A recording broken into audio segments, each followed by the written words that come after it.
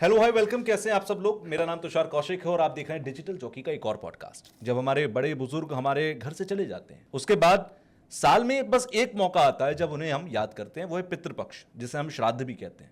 लेकिन इन सारी चीजों का, श्राद्ध का, पितृपक्ष का क्या एस्ट्रोलॉजिकली कोई रेलेवेंस है? क्या जो ग्रह नक्षत्र हैं वो हेल्प करते हैं?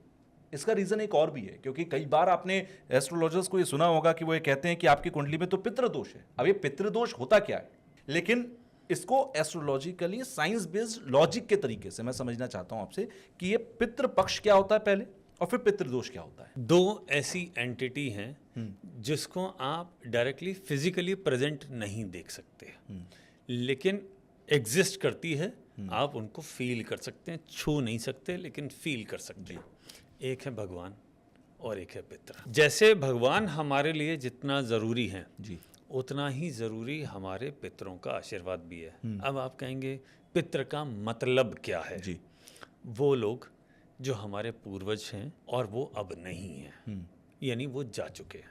अब अगर पूर्वज जा चुके तो दो ख्याल रहते हैं मन में। एक, क्या उनकी मुक्ति हुई है? दूसरा, क्या नहीं हुई है? अगर हो गई तो उनको मोक्ष की प्राप्ति होगी, मुक्ति मिल गई, खत्म, उनका भी ब्लेसिंग मिलेगा और वो फ्री हो गए।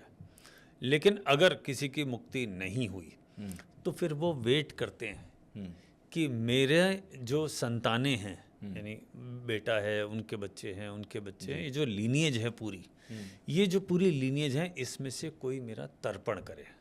तर्पण करे मीन्स मेरे लिए खाने का इंतज़ाम करे।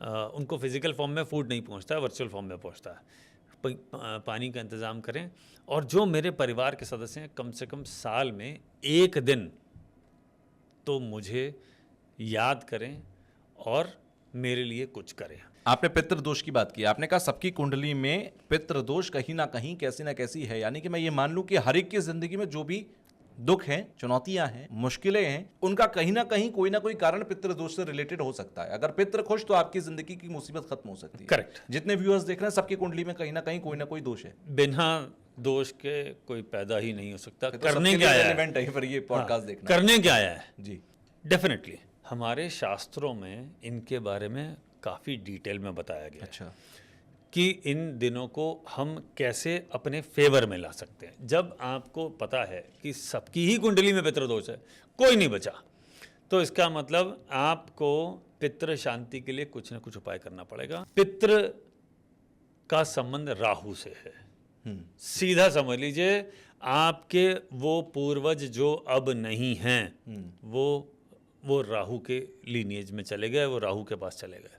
राहु कंट्रोल्स पितृ। पहली बात तो ये कि ब्राह्मण को खाना खिलाना है, पहली चीज, यानी ब्राह्मण को खुश करना है। देवगुरु बृहस्पति को, देवगुरु बृहस्पति प्रसन्न करने, सीधा हो गया। ठीक है, ठीक है। पहला रूल तो ये हो गया कि हमको फाइनली कहाँ जाना है? बृहस्पति की शरण में। तो ब्राह्मण को खाना खिलाना है। एक तो बृहस्पति को बैलेंस किया हमने। हाँ। ठीक। बृहस्पति का बेस्ट फ्रेंड कौन है? चंद्रमा। चंद्रमा। तो इसलिए अगर आपको ध्यान हो तो जब भी पिंडदान किया जाता है या वो किया जाता है तो चावल को यूज किया जाता है। वो चंद्रमा का रिप्रेजेंटेशन है। Past life pending connection, past life का पेंडिंग कर्मा का कनेक्शन राहु केतु से आता है।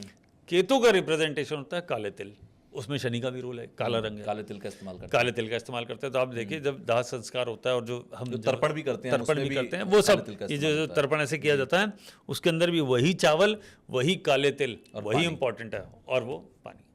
चंद्रमा ही ये बताता है कि अगर आपने श्राद्ध नहीं किया जी, तो सबसे पहले अगर कोई पहला प्लेनेट खराब होगा तो चंद्रमा होगा।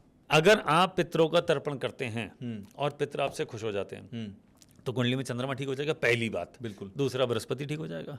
ठीक है। चंद्रमा ठीक, बृहस्पति ठीक, शनि ठीक, केतु ठीक, ये तो आपने से कर ही लिया। अब आपके उस वाले सवाल पे कि पंडित जी क्यों बृहस्पति, ब्राह्मण क्यों, गाय क्यों? बोले शुक्र। कामधेनु गाय का रिप्रेजेंटेशन शुक्र है। बिल्कुल। तो वही तो, अगर आपको गरुड़ पुराण का थोड़ा सा आइडिया हो तो उसमें बताया जाता है कि तारण करने के लिए, उस नदी को पार करने के लिए गाय की पूंछ पकड़ के ही निकला जाता है, इसलिए शुक्र चाहिए। कराते हैं जब हाँ जी, बड़े बुजुर्गों की अवस्था होती है। आपको परेशानी नहीं आएगी, आपकी जिंदगी में ईज आउट हो जाएंगी चीजें, संतान से रिलेटेड, एजुकेशन से रिलेटेड, करियर से रिलेटेड, ये परेशानियां नहीं आएंगी, हेल्थ रिलेटेड चैलेंजेस नहीं आएंगे, आपको प्रॉपर्टी में दिक्कत आ रही है, लिटिगेशन चल रहा है, कोई प्रॉपर्टी डिस्प्यूट हो गया, रिलेशनशिप में कुछ इशू चल रहा है, लोगों के डिवोर्सेस हो जाते हैं, लेट मैरिजेस होती हैं, चाइल्ड बर्थ नहीं होना बहुत बड़ा पितृदोष है, सबसे बड़े पितृदोषों में से एक है चाइल्ड बर्थ। अच्छा, एक सिंपल उपाय बता रहा हूँ, धीरे धीरे आप देखेंगे पितृदोष धीरे धीरे सेटल होता जाएगा, लाइफ में चीज़ें ईज आउट होती जाएंगी। सबसे ज़्यादा और बहुत आसान है, अमावस्या का दिन पकड़ लीजिए, सेट कर लीजिए फिक्स, पूरे साल? पूरे साल। ठीक है।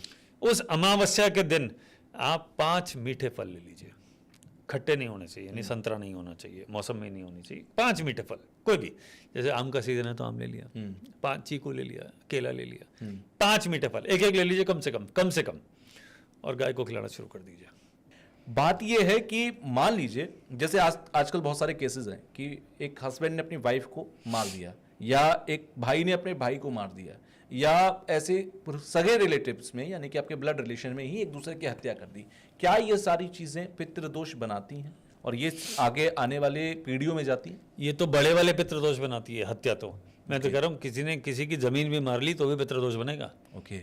हालांकि उस जमीन का रिप्रेजेंटेशन मंगल से है तो मंगल से रिलेटेड पितृदोष बनेगा। सारे 9 के 9 प्लैनेट पितृदोष बनाने में इनका रोल है, सारे 9। चलिए, थैंक यू वंस अगेन। नमस्कार।